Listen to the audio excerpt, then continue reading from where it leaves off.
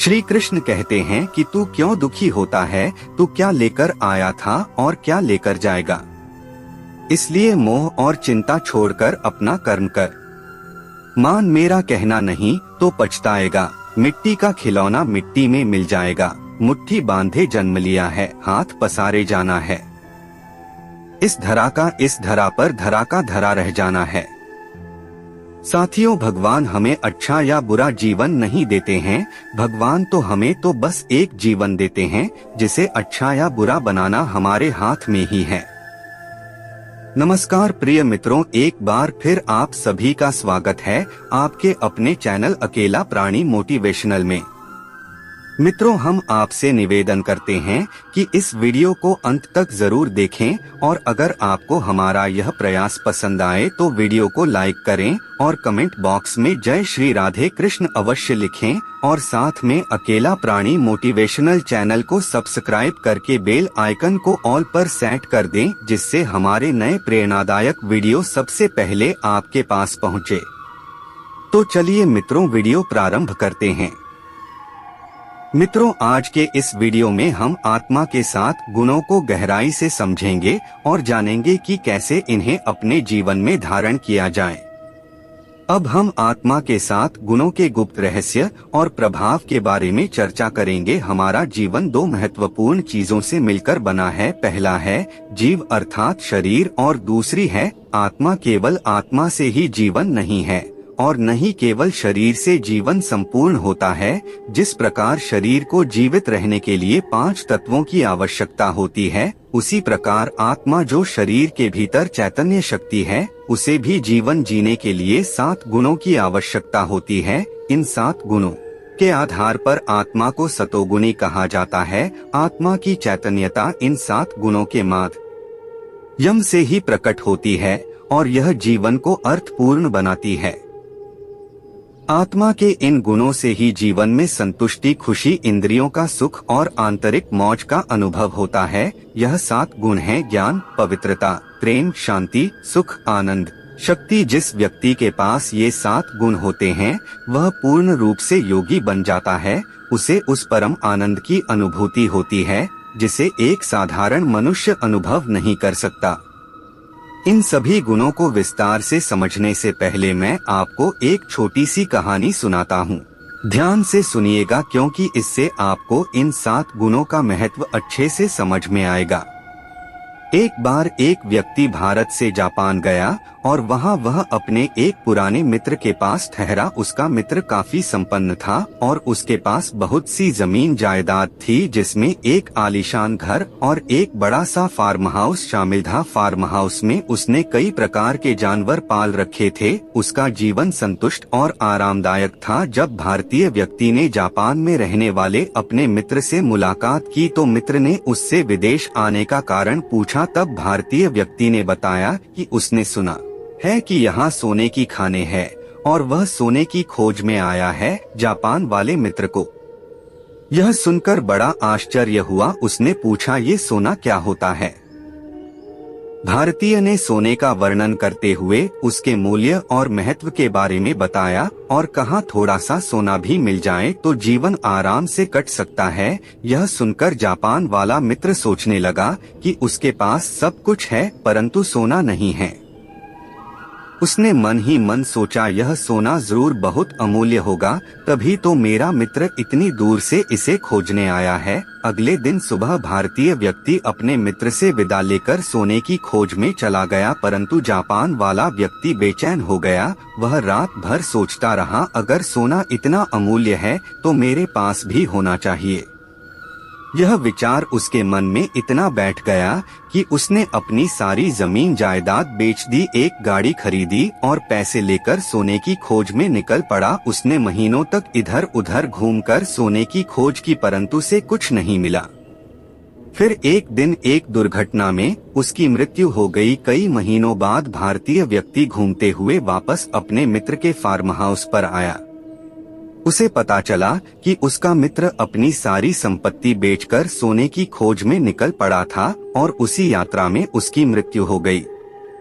यह सुनकर भारतीय व्यक्ति को बहुत अफसोस हुआ। फार्म हाउस के नए मालिक ने उसे अंदर बुलाया और बातचीत के दौरान उसे घर के अंदर भोजन के लिए आमंत्रित किया। जब वह घर के अंदर गया तो उसने देखा कि एक कटोरे में बहुत सारे चमकते हुए कांच के टुकड़े रखे थे। वह पास जाकर उन्हें ध्यान से देखने लगा तो पाया कि वे असल में कांच के टुकड़े नहीं बल्कि असली सोने के छोटे छोटे टुकड़े थे।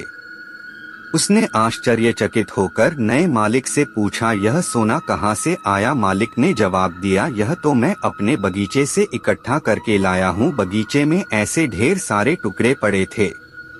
भारतीय व्यक्ति यह सुनकर बेहद उत्सुक हो गया और मालिक से बगीचा दिखाने की विनती की। जब भी बगीचे में गए और वहां खुदाई की तो पता चला कि उसी बगीचे के नीचे सोने की एक विशाल खान थी। यह देखकर भारतीय व्यक्ति सोचने लगा, मेरे मित्र को सोने का ज्ञान न होने के कारण उसकी संपत्ति के नीचे सोने की खान होते हुए भी वह बाहर दुनिया में सोने की खोज में भटकता रहा है।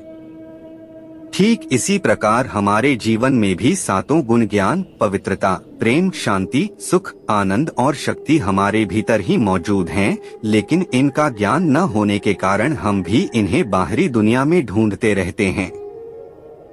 आत्मा के 7 गुणों में पहला गुण है ज्ञान। ज्ञान का अर्थ है जानना, दिशा प्राप्त करना, साक्षात अनुभव करना या प्रकाश पाना। सरल शब्दों में कहा जाए तो किसी वस्तु या विषय का संपूर्ण अनुभव करना ही ज्ञान है।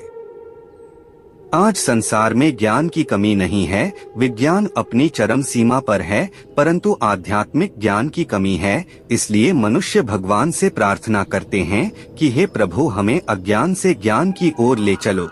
सर्वप्रथम मनुष्य को आध्यात्मिक ज्ञान की आवश्यकता है, जिसमें सबसे पहले स्वयं का ज्ञान, दूसरा परमात्मा का ज्ञान और तीसरा सृष्टि का ज्ञान होना आवश्यक है। क्योंकि मनुष्य जीवन में सबसे बड़ा ज्ञान अगर कोई है तो वह है अहंकार, जिसके कारण आज विकारों का साम्राज्य स्थापित हो गया है। परिणाम स्वरूप दुख, पीड़ा, अशांति, अत्याचार और भ्रष्टाचार सर्वत्र व्याप्त हो गए हैं।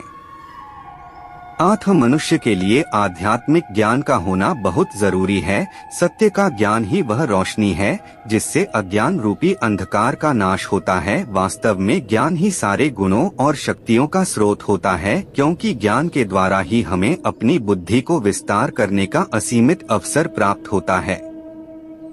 इसी प्रकार आध्यात्मिक जगत में ज्ञान के माध्यम से ही आत्मिक गुणों और शक्तियों का विकास होता है, जिससे आत्मा को अपने स्वरूप और मानव जीवन के श्रेष्ठतम लक्ष्य की पहचान मिलती है। आत्मा के 7 गुणों में दूसरा गुण है पवित्रता। पवित्रता का अर्थ है मन, विचार, व्यवहार और भावनाओं में शुद्धता। पवित्रता को सुख और शांति की जननी भी कहा जाता है। जहाँ विचारों में शुद्धता होती है, व्यवहारों में शुद्धता होती है और भावनाओं में शुद्धता होती है, वहाँ इंसान को सुख और शांति की अनुभूति होती है, क्योंकि वहीं पर निस्वार्थ प्रेम पनपता है। ऐसा कहा जाता है कि जहाँ शुद्धता होती है वहीं ईश्वर का निवास होता है, लेकिन मनुष्य केवल बाहरी शुद्धता को अपनाता है, आत्मा की शुद्धता की जिम्मेदारी नहीं लेता। कुछ लोग ब्रह्मचर्य अपनाकर स्वयं को पवित्र समझने लगते हैं, परंतु पवित्रता का अर्थ केवल ब्रह्मचर्य नहीं है। वास्तव में पवित्रता का सही अर्थ है मन, वचन और कर्म की शुद्धता। जब किसी व्यक्ति की सोच शुद्ध होती है तो हम उसे संत या महान आत्मा कहते हैं, क्योंकि हमारे मन से ही विचारों की उत्पत्ति होती है। इसलिए यदि हमारे विचार पवित्र हों तो हम जो भी बोलेंगे और जो भी कर्म करेंगे वह सभी पवित्र, श्रेष्ठ और सार्थक होंगे। आत्मा के 7 गुणों में तीसरा गुण है प्रेम। आज संसार में हर व्यक्ति प्रेम चाहता है, चाहे वह बच्चा हो या वृद्ध, पति हो या पत्नी। जब कोई व्यक्ति प्रेम से व्यवहार करता है तो सबको अच्छा लगता है। कहते हैं प्रेम से पत्थर दिल भी पिघल जाता है। प्रेम वह अहिंसक शस्त्र है जिससे आप किसी का भी दिल जीत सकते हैं। प्रेम के 2 मीठे बोल से सामने वाले व्यक्ति से कोई भी कार्य करवा सकते हैं और उसके भीतर की भावना को समझ सकते हैं, क्योंकि जहाँ प्रेम होता है वहाँ अपनापन होता है और कोई भी बात छिपाई नहीं जाती है। प्रेम भाग्य की वह चाबी है जिससे आप किसी भी दुर्भाग्यशाली आत्मा को भाग्यशाली बना सकते हैं। प्रेम आत्मा का प्राकृतिक स्वभाव है। इसीलिए परमात्मा और सभी आत्माओं के प्रति निस्वार्थ प्रेम को ही स्वार्थ रहित प्रेम कहा जाता है। आज हम उन्हीं से प्रेम करते हैं जो हमें आकर्षित करते हैं या जो हमारे जैसे होते हैं, लेकिन जब हम यह शरीर, इसके धर्म, जाति, वर्ण को भूलकर स्वयं को और दूसरों को आत्मा के रूप में समझेंगे तो हमें यह अनुभव होगा कि हम सभी एक जैसे हैं और सभी अनोखे हैं। जब आत्मा अपने वास्तविक स्वरूप को पहचान लेती है तो वह जीवित योनियों से जुड़ जाती है और इस संसार को एक परिवार के रूप में देखती है। लेकिन विडंबना यह है कि आज संसार में निस्वार्थ और शुद्ध प्रेम नहीं मिल पाता, इसलिए संबंधों में दरार उत्पन्न हो जाती है जिससे मनुष्य तनाव में रहने लगता है। आज हर मनुष्य निस्वार्थ और शुद्ध प्रेम चाहता है, परंतु ऐसा प्रेम केवल आध्यात्मिक समझ और पवित्रता के आधार पर ही संभव है। जहाँ भावनाओं में अशुद्धता और स्वार्थ होता है वहाँ प्रेम नहीं पनप सकता। इसलिए आज के युग में परिवारों में स्वार्थ अधिक है और निस्वार्थ प्रेम काम आता। प्रत्येक मनुष्य को निस्वार्थ और शुद्ध प्रेम का पालन करना चाहिए, क्योंकि जहाँ प्रेम है वहीं जीवन का सच्चा आनंद है। आत्मा का चौथा गुण है शांति। शांति आत्मा के गले का हार है, स्वत धर्म है और सभी सद्गुणों का राजा है। जहाँ पर आपसी समझ अर्थात ज्ञान, पवित्र भावनाएं और प्रेम होते हैं वहाँ व्यक्ति शांति और सहजता का अनुभव करता है। आज हर इंसान शांति चाहता है, परंतु उसे शांति प्राप्त नहीं हो पाती, क्योंकि वह यह नहीं जानता कि आत्मा की शांति ही परम शांति है। इस शांति का आधार आध्यात्मिक ज्ञान और विवेक है। मन में पवित्र विचार, शुद्ध भावनाएं और निस्वार्थ प्रेम से ही शांति की स्थापना होती है। योग शिक्षा के अनुसार आत्मा का वास्तविक स्वरूप परम शांति है। जब कोई व्यक्ति अपने वास्तविक स्वरूप को महसूस करता है तो उसे सर्वोच्च शांति की स्थिति में अस्तित्व का अनुभव करने का अवसर मिलता है। परम शांति को परम सुख से भी बेहतर कहा जाता है, क्योंकि लोग परम सुख से ऊब सकते हैं लेकिन परम शांति से कभी नहीं ऊब सकते। आत्मा का पांचवा गुण है सुख। अधिकांश लोग इस यथार्थ को नहीं समझ पाते और सुख को बाहरी भौतिक साधनों में ढूंढते फिरते हैं। यही कारण है कि वे सभी सुख सुविधाओं के बीच रहते हुए भी जीवन में सच्चे सुख का अनुभव नहीं कर पाते। चाहे वह किसी सुखद बिस्तर पर सोने के लिए लेटे हों, फिर भी उन्हें चैन की नींद नहीं मिल पाती। मनुष्य इस दुनिया में सच्चे सुख के लिए कितनी भागदौड़ और मेहनत करता है, लेकिन सांसारिक सुख के साथ साथ उसे केवल दुख ही मिलता है। इसीलिए कहा गया है कि सूखी रोटी चलेगी, सादा भोजन चलेगा, परंतु यदि इंसान को परम सुख चाहिए और किसी ने उसे दुखद समाचार सुना दिया तो उसके सामने रखा 56 प्रकार का भोजन भी उसके लिए बेकार है। इसका तात्पर्य यह है कि भोजन शरीर के लिए आवश्यक है, परंतु आत्मा के लिए सुख और भी अधिक आवश्यक है। महान आत्माओं ने कहा है कि सच्चा सुख बाहरी नहीं बल्कि अंदर का होता है, लेकिन आज लोग यह नहीं जानते कि अंदर का सुख कहाँ और कैसे प्राप्त किया जाए। जब बाहरी चीजों में सुख नहीं मिलता तो वे निराश और परेशान हो जाते हैं। इसलिए सच्चे सुख की प्राप्ति के लिए आत्मज्ञान होना आवश्यक है, वरना सुख की केवल कल्पना ही की जा सकती है। सच्चा सुख 4 अवस्थाओं से प्राप्त होता है। पहला, जब जीवन को आध्यात्मिक ज्ञान से सींचा जाता है। दूसरा, जब संबंधों में पवित्र भावनाओं का पोषण होता है। तीसरा, जब निस्वार्थ प्रेम की सरिता बहती है। और चौथा, जब मन में प्रसन्नता से पूर्ण शांति होती है। आत्मा का छठा गुण है आनंद। आनंद का अर्थ है शरीर की 5 कर्म इंद्रियों के अनुभवों से मुक्त हो जाना है।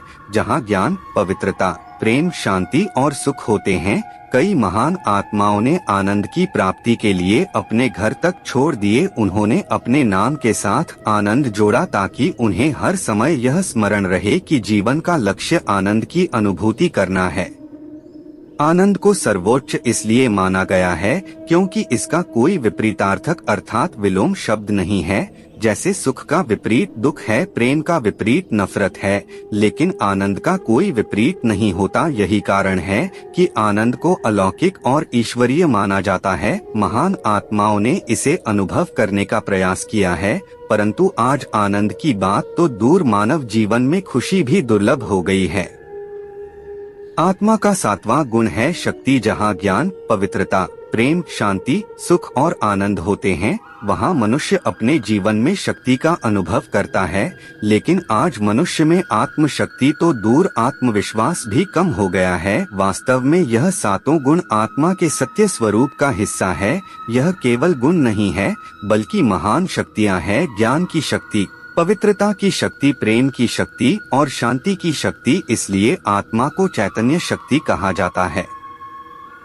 जब मानव इन गुणों का स्वरूप बनकर जीवन जीता है, तब इन गुणों की ऊर्जा उसके व्यवहार में प्रकट होती है। लेकिन आज आत्मा अपनी वास्तविकता से बहुत दूर चली गई है, इसलिए ये 7 गुण जीवन में सक्रिय नहीं है। इसी कारण से आत्मा कमजोर हो गई है और इन गुणों को बाहर ढूंढने की कोशिश करती है। जब आत्मा को बाहर से इन गुणों की प्राप्ति नहीं होती तो वह कमजोर हो जाती है, जिसके परिणाम स्वरूप काम, क्रोध, मोह, अहंकार, आलस्य, ईर्ष्या और द्वेष जैसे अवगुण जीवन में सक्रिय हो जाते हैं। इसलिए हमें अपने भीतर इन 7 गुणों की संपूर्णता को पहचानकर आत्मा के सत्य स्वरूप को देखना चाहिए। आत्मा को इन गुणों से समृद्ध करने से हमारे जीवन में 3 बड़े लाभ होते हैं। हम अपनी परिस्थितियों को बदल सकते हैं। 2, हम लोगों की मनोवृत्तियों को बदल सकते हैं। 3, हम अपने आसपास के पूरे वातावरण को बदल सकते हैं। दुनिया में जितने भी महान हस्तियां हुई है, उनकी महानता का आधार यही 7 गुण थे। चाहे वह स्वामी विवेकानंद हो, महात्मा बुद्ध या महावीर स्वामी, उन्होंने अपने जीवन में इन 7 गुणों को आत्मसात किया और इस दुनिया में न जाने कितने जीवन को प्रभावित किया। अब जानते हैं कि इन गुणों का हमारे स्वास्थ्य पर क्या प्रभाव पड़ता है। ये 7 गुण हमारे स्वास्थ्य पर गहरा प्रभाव डालते हैं। जैसे ज्ञान का संबंध हमारे स्नायु तंत्र, नर्वस सिस्टम से होता है। आध्यात्मिक ज्ञान हमारे स्नायु तंत्र को संतुलित और स्वस्थ रखने में सहायक होता है। इसी प्रकार पवित्रता का संबंध हमारी 5 कर्म इंद्रियों से है। जब व्यक्ति इन इंद्रियों के वशीभूत हो जाता है, तब पवित्रता उसे इनसे संयमित रखती है। प्रेम का संबंध हमारे हृदय से है। आजकल हृदय रोग बढ़ते जा रहे हैं, क्योंकि जहां विश्वास और प्रेम में धोखा मिलता है, वहां दिल में गहरा दर्द होता है। यही दर्द हृदय की नसों को चोट पहुंचाता है, जिससे हृदय की नलियों में ब्लॉकेज शुरू हो जाता है। इसीलिए डॉक्टर सलाह देते हैं कि रोगी को कोई भी ऐसी बात ना बताई जाए जिससे उसे आघात पहुंचे, क्योंकि जितना अधिक वह खुश रहेगा और जितना उससे प्यार मिलेगा, उतनी जल्दी वह ठीक हो जाएगा। यह स्पष्ट है कि मनुष्य को प्रेम इसलिए चाहिए जिससे उसका हृदय ठीक तरीके से काम करता रहे। शांति का संबंध श्वास प्रणाली के साथ जोड़ा है। शांति की अवस्था में श्वासों की गति ठीक रहती है, अन्यथा मनुष्य को इसके लिए प्राणायाम करना पड़ता है। जब मानव अपने शांत स्वरूप में होता है, तब उसकी श्वासों की गति सामान्य और संतुलित रहती है, और जब वह तनाव में होता है, तब श्वासों की गति अनियमित हो जाती है,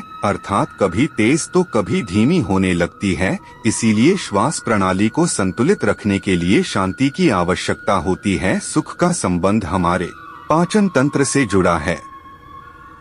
जब व्यक्ति खाना खाने बैठा हो और उसी समय कोई दुखद समाचार मिले, तो किसी भी चीज को खाने की इच्छा नहीं होती। यदि उसने कुछ खा भी लिया तो एसिडिटी या अपच हो जाती है, क्योंकि पाचन क्रिया ठीक से काम नहीं करती। इसलिए व्यक्ति को सुख शांति से खाने की सलाह दी जाती है। जब सुख की स्थिति में खाना खाता है, तभी उसकी पाचन शक्ति ठीक तरह से कार्य करती है। इसी तरह आनंद का संबंध हमारे हार्मोन्स यानी अंतःस्रावी ग्रंथियों के साथ जुड़ा होता है। जीवन में आनंद न होने के कारण हार्मोन्स असंतुलित हो जाते हैं। जहां घर में खुशी और आनंद का माहौल होता है, वहां घर के लोगों का स्वास्थ्य भी ठीक रहता है। यह बात कई अध्ययनों से सिद्ध हो चुकी है। शक्ति का संबंध हमारी मांसपेशियों के साथ होता है। आज व्यक्ति रोज व्यायाम करके शारीरिक रूप से सुडौल बनने का प्रयास करता है, लेकिन अगर कोई उसका मनोबल तोड़ देता है, तो वह छोटी से छोटी कठिनाई का सामना करने में भी असमर्थ हो जाता है। परंतु समय पर जब कोई उत्साहवर्धक शब्द कहकर मनोबल बढ़ा देता है तो उस व्यक्ति में असंभव को भी संभव करने की ताकत आ जाती है, जैसे शास्त्रों में हनुमान जी का उदाहरण है। इस प्रकार यह स्पष्ट है कि आत्मा के सातों गुण हमारे स्वास्थ्य से सीधे और गहरे रूप से जुड़े हुए हैं। इसलिए हमें इन 7 गुणों की आवश्यकता है। आज संसार में बीमारियां लगातार बढ़ती जा रही है और इसका एकमात्र कारण यह है कि आत्मा की ऊर्जा इन गुणों से शून्य हो गई है। अतः आत्मा को ऊर्जावान करने के लिए 7 गुणों से परिपूर्ण आध्यात्मिकता और योगाभ्यास की आवश्यकता है। तभी कहा जाता है कि योग से मनुष्य दीर्घायु, निरोग और कंचन होता है, क्योंकि योग जीवन जीने की कला सिखाता है और बताता है कि टूट जाने कैसे पुनः प्राप्त की जा सकती है। हिंदू धर्म में देवी देवताओं को सदैव निरोग और कंचन स्वरूप में दिखाया गया है। हमने कभी किसी कथा में यह नहीं सुना कि देवताओं को किसी चिकित्सालय में भर्ती कराया गया हो या उनकी कोई शल्य क्रिया की गई हो, क्योंकि उनकी आत्मा 7 गुणों से परिपूर्ण थी और उनका जीवन उन गुणों से महकता था। अब सवाल यह उठता है कि स्वयं को सर्व गुणों एवं शक्तियों से संपन्न कर आत्मा की सर्वोच्च स्थिति को प्राप्त करने का उपाय क्या है। जीवन के सफर में हम अपनी वास्तविकता से बहुत दूर चले जाते हैं, इसलिए जीवन में कमजोरी आ जाती है। अगर हमें अपनी वास्तविकता की ओर लौटना है, इसके लिए हमें अध्यात्म के पथ पर चलना होगा, जो हमें हमारे वास्तविक स्वरूप की ओर और हमारे भीतर लेकर जाता है। हमारा सतोगुणी स्वरूप बहुत ही शक्तिशाली है।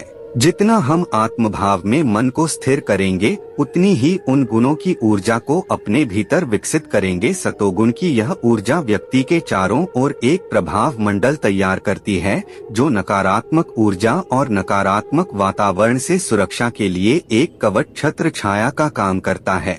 मित्रों, भगवद गीता में भगवान श्री कृष्ण ने अर्जुन को युद्ध भूमि में कर्म और धर्म का महत्व समझाते हुए जीवन के गहन सत्य प्रकट किए हैं।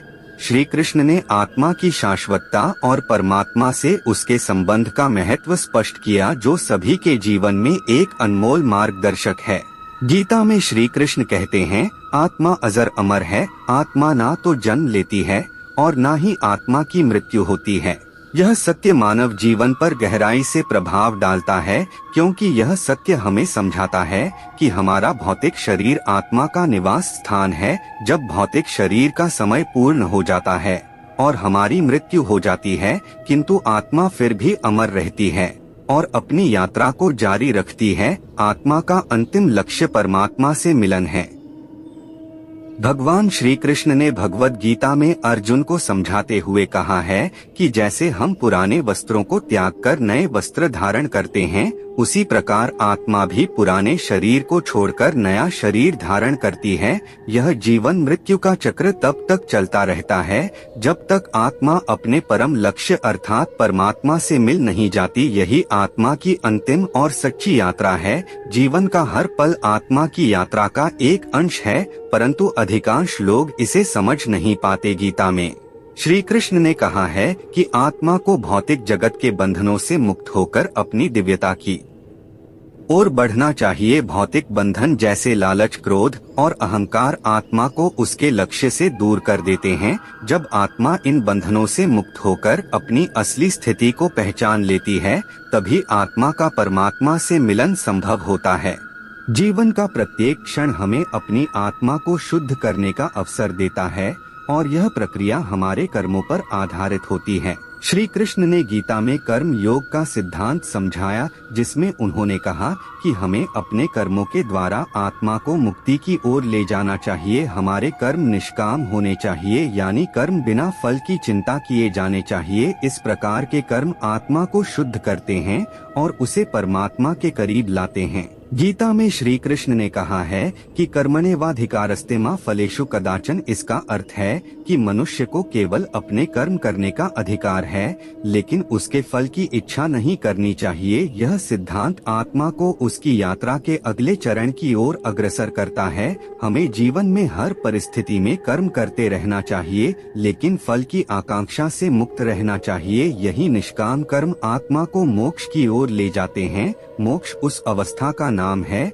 जब आत्मा परमात्मा से मिलन करती है। इस मिलन में कोई भौतिक या मानसिक बंधन नहीं होते। यह एक शुद्ध अवस्था है जहां आत्मा को संपूर्ण शांति और आनंद की प्राप्ति होती है। जब हम अपने सभी कर्मों को भगवान के प्रति समर्पित कर देते हैं तब हमें मोक्ष की प्राप्ति होती है। श्री कृष्ण ने गीता में भक्ति को आत्मा और परमात्मा के बीच का पुल बताया है। भक्ति का अर्थ केवल पूजा अर्चना तक सीमित नहीं है, बल्कि यह वह अवस्था है जिसमें आत्मा परमात्मा में लीन हो जाती है। जब हम सच्चे मन से भगवान की भक्ति करते हैं तो हमारी आत्मा धीरे धीरे शुद्ध होती है और भगवान के प्रति प्रेम और समर्पण की भावना जागृत होती है। श्री कृष्ण ने अर्जुन को यह सिखाया कि जब हम अपने अहंकार, लोभ और मोह को त्याग कर भगवान के चरणों में समर्पित हो जाते हैं तभी हमें परम शांति प्राप्त होती है। भक्ति आत्मा को परमात्मा के निकट ले जाने का मार्ग है और जब हम संपूर्ण भक्ति में लीन हो जाते हैं तो आत्मा को मोक्ष प्राप्त होता है और परमात्मा से उसका मिलन होता है। माया जो संसार की सभी भौतिक वस्तुओं और सुखों का प्रतीक है, आत्मा को उसके असली उद्देश्य से भटका देती है। श्री कृष्ण ने गीता में माया को आत्मा की सबसे बड़ी बाधा के रूप में बताया है। इसका प्रभाव इतना गहरा होता है कि आत्मा अपनी सच्ची पहचान को भुलाकर संसार के मोह में उलझ जाती है। लेकिन आत्मा को माया के बंधनों से मुक्त करना ही हमारा परम लक्ष्य होना चाहिए। श्री कृष्ण ने माया से बचने का मार्ग ध्यान और योग में बताया है। ध्यान और योग आत्मा को शांति और सुकून प्रदान करते हैं जिससे वह माया के बंधनों से मुक्त हो सकती है। जब आत्मा मोह माया से मुक्त हो जाती है तब उसकी सच्चाई का बोध होता है और वह परमात्मा के निकट जाने के लिए तैयार होती है। यह साधन आत्मा को शुद्ध करने के सर्वोत्तम मार्ग है। गीता में श्री कृष्ण ने स्पष्ट किया है कि ध्यान और योग का अभ्यास आत्मा को उसके वास्तविक स्वरूप को पहचानने में मदद करता है। जब हम ध्यान करते हैं तो हमारी आत्मा माया के प्रभाव से दूर हो जाती है और भीतर की शांति और दिव्यता का अनुभव करती है। ध्यान के अभ्यास के साथ आत्मा धीरे धीरे अपने सभी बंधनों को त्याग देती है और अपने वास्तविक स्वरूप को प्राप्त करती है। योग के माध्यम से आत्मा परमात्मा के साथ एकाकार हो जाती है। यह वह स्थिति होती है जहां आत्मा और परमात्मा के बीच कोई भेद नहीं रहता, दोनों एक हो जाते हैं। आत्मा और परमात्मा का यह मिलन ही जीवन का सर्वोच्च उद्देश्य है। जब यह मिलन होता है तो आत्मा सर्वोच्च आनंद और शांति का अनुभव करती है, जहां सभी भौतिक बंधनों से मुक्ति मिल जाती है। श्री कृष्ण ने गीता में बताया है कि यह मिलन केवल उन्हीं को प्राप्त होता है जो सच्चे अर्थों में भगवान के प्रति समर्पित होते हैं और जिन्होंने कर्म, भक्ति और ज्ञान के मार्ग पर पूरी निष्ठा से चलने का प्रयास किया है। यह परम शांति और आनंद सिर्फ उन्हें ही प्राप्त होता है जो अपने सारे विकारों को त्याग कर भगवान में पूर्ण समर्पित होते हैं।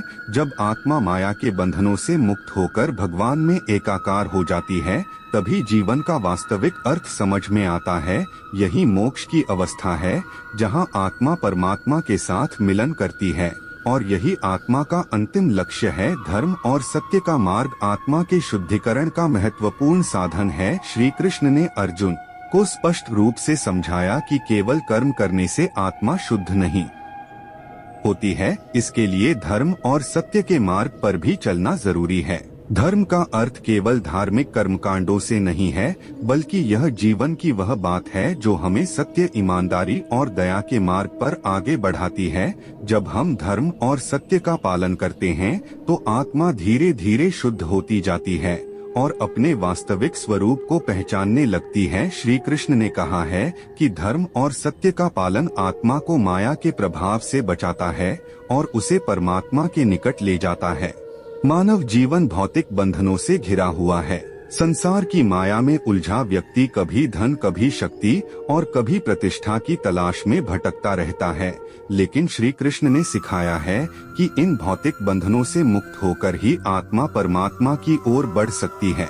आत्मा की मुक्ति का अर्थ है इस संसार के सभी मोह, माया और अहंकार से स्वयं को दूर रखना। जब मनुष्य अपने सारे बंधनों को त्याग कर केवल परमात्मा के प्रति समर्पित हो जाता है, तभी वह आत्मा के अंतिम उद्देश्य की ओर बढ़ता है, जो परमात्मा से मिलन और मोक्ष प्राप्ति का साधन है। श्री कृष्ण ने गीता में यह स्पष्ट किया है कि मोक्ष केवल उन्हीं को प्राप्त होता है जिन्होंने अपना जीवन भगवान की भक्ति और धर्म के मार्ग पर समर्पित किया है। प्रेम और करुणा आत्मा को शुद्ध करने के सबसे सरल और प्रभावी साधन है। श्री कृष्ण ने प्रेम और करुणा का महत्व समझाते हुए यह बताया है कि जो व्यक्ति इन दोनों का अनुसरण करता है, उसकी आत्मा धीरे धीरे माया के बंधनों से मुक्त होकर परमात्मा की ओर बढ़ने लगती है। प्रेम केवल अपने परिवार और मित्रों तक सीमित नहीं होना चाहिए, बल्कि यह पूरी सृष्टि के प्रति होना चाहिए। जब हम सभी प्राणियों में भगवान का अंश देखते हैं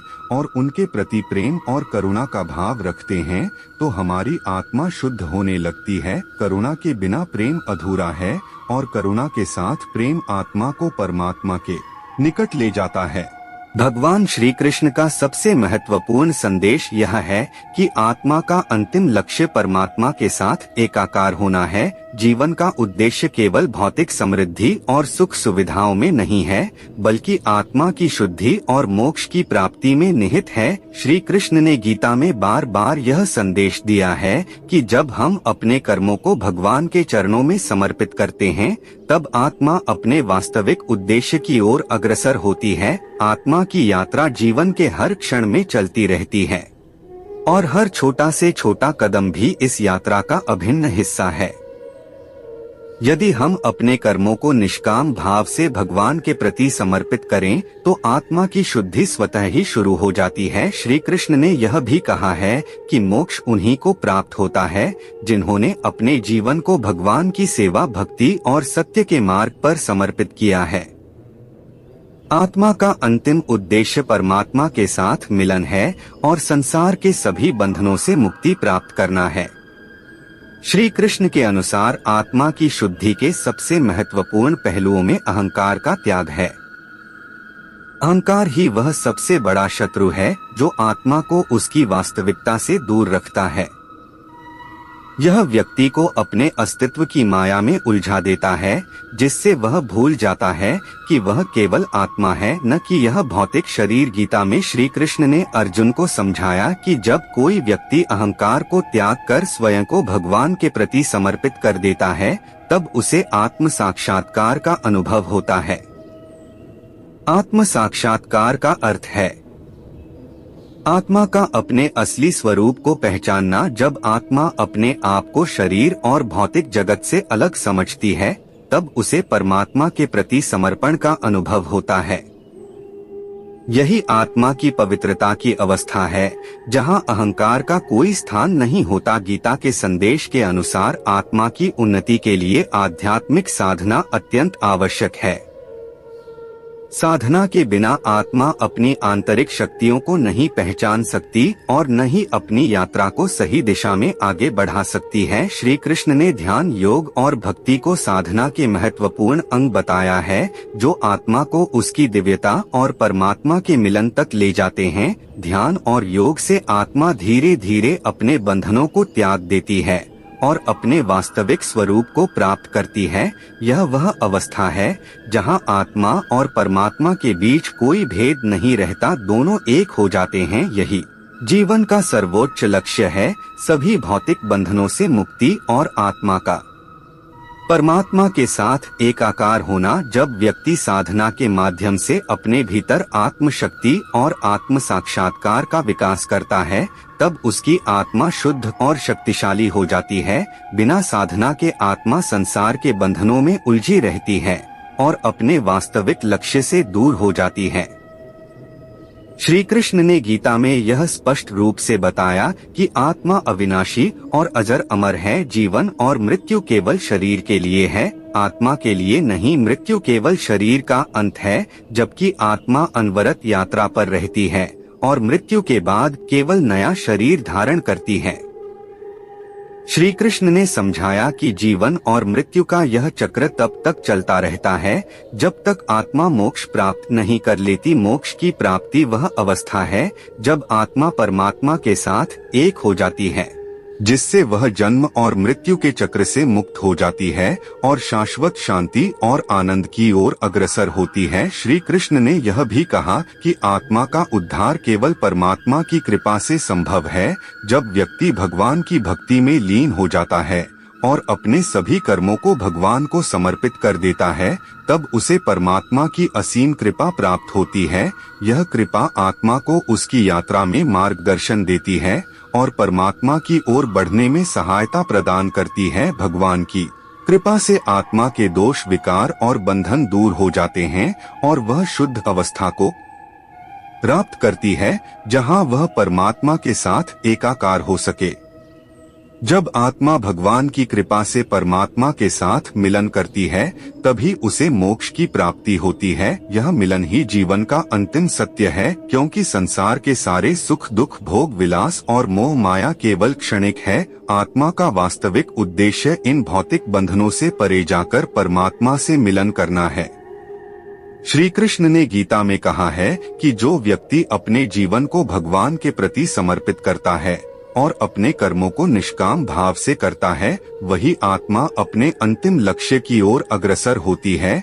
जब आत्मा परमात्मा से मिलन करती है, तब उसे अनंत शांति, सुख और आनंद की प्राप्ति होती है। यह मिलन आत्मा की यात्रा का अंतिम पड़ाव है, जहां वह मोक्ष प्राप्त करती है। भगवान श्री कृष्ण के गीता में दिए गए उपदेश हमें यह सिखाते हैं कि आत्मा का अंतिम लक्ष्य परमात्मा से मिलन है। यह मिलन तभी संभव है जब हम अपने जीवन को भगवान के प्रति समर्पित करें, अपने कर्मों को निष्काम भाव से करें और भक्ति, ध्यान तथा साधना के मार्ग पर चलें। आत्मा की यह यात्रा जीवन की सबसे महत्वपूर्ण यात्रा है, जो हमें इस संसार के भौतिक बंधनों से मुक्त कर परमात्मा की दिव्यता और शांति तक ले जाती है। जब आत्मा और परमात्मा एक हो जाते हैं, तभी सच्ची शांति और आनंद की प्राप्ति होती है। श्री कृष्ण का यह ज्ञान हमें प्रेरित करता है कि हम अपने जीवन को सही दिशा में ले जाएं और आत्मा के अंतिम लक्ष्य को प्राप्त करें। यही आत्मा की सच्ची यात्रा है और यही जीवन का अंतिम सत्य है। साथियों, आपको अगर हमारा यह प्रयास अच्छा लगा हो तो वीडियो को लाइक और कमेंट करें और चैनल को भी सब्सक्राइब कर लें। मित्रों, चलिए अब हम वीडियो में आगे चलते हैं। मित्रों, मैं आपको एक छोटी सी कहानी सुनाता हूँ। इस कहानी को बहुत ही ध्यान पूर्वक सुनना, क्योंकि इस कहानी से आपको बहुत ही अच्छी सीख मिलेगी। बहुत पुरानी बात है। एक नगर में एक धनवान सेठ रहता था। वह सेठ हर तरह से संपन्न और सुखी था।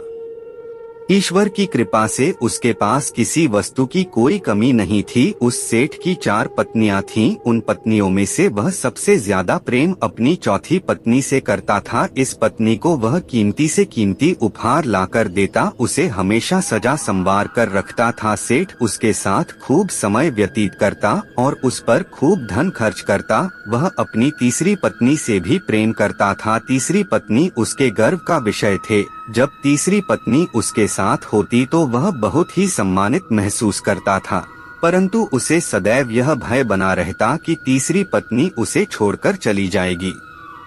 अपनी दूसरी पत्नी से भी वह प्रेम करता था। उसकी दूसरी पत्नी बहुत समझदार थी। जब भी व्यक्ति के जीवन में कोई समस्या आती तो वह सदैव अपनी दूसरी पत्नी के पास ही जाता, क्योंकि उससे यही लगता था कि वह उत्तम कोटि की सलाहकार है।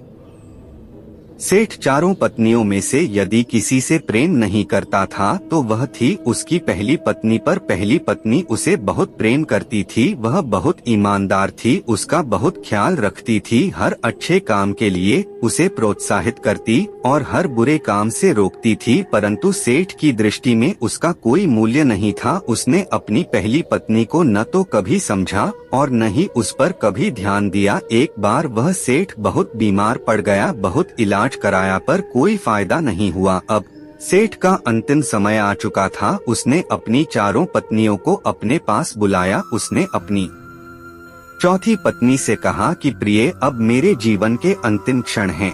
मैं सदा के लिए अब इस दुनिया से विदा हो जाऊंगा, क्या तुम भी मेरे साथ चलोगी? क्योंकि तुम सदा ही मेरी प्रिय रही हो। मैं ये जानता हूँ कि मेरे साथ जाने से तुम भी बहुत खुश होगी। पर चौथी पत्नी ने तुरंत ही उस सेठ को मना कर दिया। वह बहुत दुखी हुआ। अब उसने तीसरी पत्नी को अपने पास बुलाया और वही प्रश्न किया, मैं इस दुनिया से जा रहा हूँ, क्या तुम मेरे साथ चलो? की तीसरी पत्नी ने तुरंत उत्तर दिया, नहीं, आपके जाने के बाद मैं किसी और की हो जाऊंगी, किसी और से विवाह कर लूंगी। उस सेठ का हृदय दुख से भर गया। अब उसने अपनी दूसरी पत्नी से पूछा, क्या मेरी मृत्यु के बाद तुम मेरे साथ चलोगी? दूसरी पत्नी का उत्तर भी वही था, मैं आपके साथ नहीं जा सकती हूँ, मैं केवल आपका अंतिम संस्कार कर सकती हूँ। अब पहली पत्नी, जिसे सेठ ने कभी प्रेम नहीं किया था, स्वयं आगे आई और बोली, मैं आपके साथ चलूंगी। प्रिय दोस्तों, हर इंसान के पास यह 4 पत्नियां होती हैं। अब आप सोच रहे होंगे, ये सत्य कैसे हो सकता है? किसी मनुष्य की 4 पत्नियां कैसे हो सकती हैं? तो चलिए हम आपको समझाते हैं। मनुष्य की चौथी पत्नी है हमारा शरीर, जिसे हम सबसे ज्यादा प्रेम करते हैं। उसे सजाने और संवारने में खूब धन और समय खर्च करते हैं, लेकिन मरते वक्त हमारा शरीर हमारे साथ कभी नहीं जाता। मनुष्य की तीसरी पत्नी है हमारी संपत्ति, हमारा धन, हमारा कारोबार, जो हमारे सम्मान और गर्व का विषय होता है, किंतु वह हमारी मृत्यु के बाद वह भी हमारे साथ नहीं जाता, वह किसी और का हो जाता है। मनुष्य की दूसरी पत्नी है हमारे अपने, हमारा परिवार, हमारे सगे संबंधी। इन लोगों को बहुत पीड़ा होती है हमारी मृत्यु से, पर इनमें से कोई हमारे साथ नहीं जाता है। यह लोग केवल हमारा अंतिम संस्कार करेंगे और फिर इस दुनिया की महामाया में व्यस्त हो जाएंगे। और मनुष्य की पहली पत्नी है हमारी आत्मा, जिसकी हम सदैव उपेक्षा करते हैं। उसकी आवाज को हम सदा दबा देते हैं, परंतु वही है जो हमें अच्छे और बुरे का सच में ज्ञान देती है। वही है जो मृत्यु के बाद भी हमारे साथ जाएगी। प्रिय मित्रों, हमें अपनी आत्मा को पोषित करना है, उसे सबल बनाना है, उससे प्रेम करना है, क्योंकि यदि हमें अपनी आत्मा से प्रेम होगा तो हमें किसी विषय में चिंता करने की आवश्यकता ही नहीं है, क्योंकि वही हमारी असली पहचान है। लेकिन अफसोस, हम जीवन भर इस आत्मा की उपेक्षा करते हैं। हमारे जीवन का उद्देश्य भौतिक वस्तुओं को संवारने में ही बीत जाता है और अंत समय में जब हमें सबसे ज्यादा अपनी आत्मा की जरूरत होती है, तब हम उसकी असली शक्ति को पहचान नहीं पाते। आत्मा ही वह एकमात्र साथी है जो मृत्यु के बाद भी हमारे साथ रहता है। अब सवाल यह उठता है कि हम अपनी आत्मा को कैसे पहचानें, कैसे उसे पोषित करें, ताकि वह इतनी शक्तिशाली बन सके कि मृत्यु के बाद हमें परमात्मा से मिलन कर सके। इसका बात उत्तर हमें इस छोटी सी कहानी से मिलता है।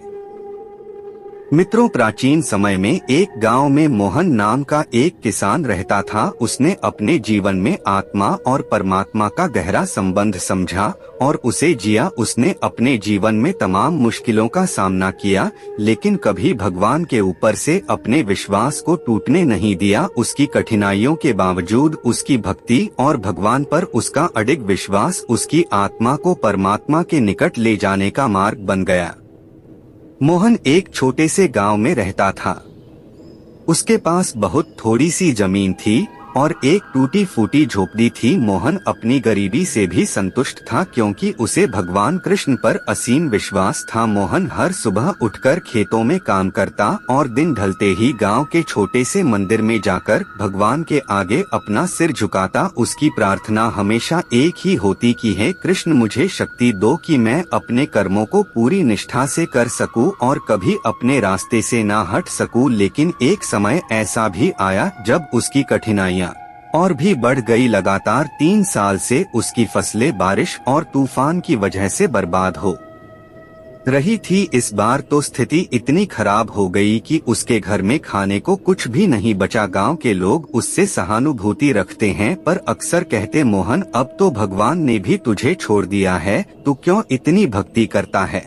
मोहन का उत्तर हमेशा एक ही रहता, भगवान मेरी परीक्षा ले रहे हैं और मैं उन पर पूरा विश्वास रखता हूँ। वह कभी हार मानने को तैयार नहीं था। एक दिन जब मोहन अपने बंजर खेत में बैठा भगवान से बातें कर रहा था, उसने आकाश की ओर देखते हुए कहा, हे कृष्ण, मैं जानता हूँ कि यह आपकी परीक्षा है, लेकिन मैं कभी हार नहीं मानूंगा। उसके दिल में गहरी पीड़ा थी, लेकिन वह अपनी भक्ति में अडिग रहा। उसी वक्त गांव के जमींदार का एक सेवक वहां पहुंचा और बोला, मोहन, जमींदार साहब ने तुझे अपने घर बुलाया है। मोहन को आश्चर्य हुआ। वह सोचने लगा कि आखिर जमींदार उसे क्यों बुला रहे हैं। मन में कई सवाल थे, लेकिन भगवान पर विश्वास रखते हुए वह जमींदार के घर चल पड़ा। जमींदार ने उसे देखकर कहा, मोहन, मैंने सुना है कि तेरी फसल बर्बाद हो गई है। मुझे यह जानकर दुख हुआ, लेकिन मैं तुझे हर दिन मंदिर में भगवान कृष्ण की भक्ति करते देखता हूँ। मैं तुझे कुछ जमीन देना चाहता हूँ जहाँ तू फिर से खेती कर सके। मुझे विश्वास है कि तू इस जमीन का सही उपयोग करेगा। मोहन की आंखों में आंसू आ गए। उसने कांपती आवाज में कहा, हे कृष्ण, मुझे आप पर हमेशा विश्वास था। आपने मेरी पुकार सुन ली। मोहन को नई जमीन मिल गई और उसने पूरे जोश और निष्ठा से खेती करनी शुरू कर दी। कुछ ही समय में उसकी फसल लहलहाने लगी और उसकी जिंदगी में खुशियां लौट आईं। गांव के लोग अब उसकी प्रशंसा करते और कहते, मोहन, तेरी भक्ति और मेहनत ने तुझे फल दिया है। समय बीतता गया। मोहन अब बूढ़ा हो गया, लेकिन उसकी भक्ति और भगवान पर उसका विश्वास कभी कमजोर नहीं हुआ। एक दिन जब मोहन को महसूस हुआ कि उसका अंतिम समय आ गया है, तो मोहन ने एक बार फिर मंदिर में जाकर भगवान के चरणों में अपना सिर झुकाया और मन ही मन कहा, हे कृष्ण, मैंने हमेशा आपको अपना सहारा माना है। अब जब मेरा समय पूरा हो चुका है, मुझे अपनी गोद में स्थान दीजिए। तभी एक चमत्कार हुआ। मोहन ने अपनी धुंधली आंखों से भगवान कृष्ण के दर्शन किए। भगवान मुस्कुराते हुए उसके सामने खड़े थे। उन्होंने कहा, मोहन, तूने हमेशा मुझ पर विश्वास रखा और अपने कर्मों को निष्ठा से किया। तेरी आत्मा अब शरीर के बंधन से मुक्त होने के लिए तैयार है। मोहन ने भगवान के चरणों में अपना सिर झुका लिया। उसकी आंखें धीरे धीरे बंद हो गई और उसकी आत्मा ने परमात्मा से मिलन कर लिया। मोहन को मोक्ष की प्राप्ति हुई। उसके चेहरे पर एक असीम शांति और संतुष्टि की झलक थी। गांव में उसकी भक्ति और निष्ठा की कहानी हमेशा के लिए जीवित हो गई। गांव के लोग कहते, मोहन ने हमें सिखाया कि चाहे जीवन में कितनी भी कठिनाइयां आ जाएं, अगर हम अपने कर्मों को ईमानदारी और निष्ठा से करते हैं और भगवान पर अडिग विश्वास रखते हैं, तो हमारी आत्मा अंततः परमात्मा से मिलन करती है। इस कहानी का संदेश यही है कि सच्ची भक्ति और निष्काम कर्म ही आत्मा को मोक्ष की ओर ले जाते हैं। चाहे कैसी भी परिस्थिति हो, जो भगवान पर विश्वास रखता है, उसकी राह हमेशा स्वर्ग की ओर जाती है। जय जय श्री राधे, जय जय श्री कृष्णा। मित्रों, आज के वीडियो को यहीं पर विराम देते हैं। अगर आपको ये वीडियो पसंद आया हो, कृपया लाइक अवश्य करें और अपने दोस्तों और रिश्तेदारों को भी शेयर करें। साथियों, इस वीडियो से आपको क्या सीख मिली, ये कमेंट करके अवश्य बताना। मुझे आपके कमेंट्स का इंतजार रहता है और मैं आपके हर कमेंट का जवाब देने का प्रयास करता हूँ। साथियों, अगर आपको वीडियो पसंद आया हो तो कृपया कमेंट बॉक्स में जय श्री राधे, जय श्री कृष्णा अवश्य लिख दें। साथियों, अगर आपको वीडियो से कुछ सीखने को मिला हो तो हमारा चैनल लाइक, शेयर व सब्सक्राइब करना न भूलें। आप हमेशा स्वस्थ रहें, खुश रहें व मस्त रहें, यही प्रभु से प्रार्थना है। जय जय श्री राधे, जय जय श्री कृष्णा।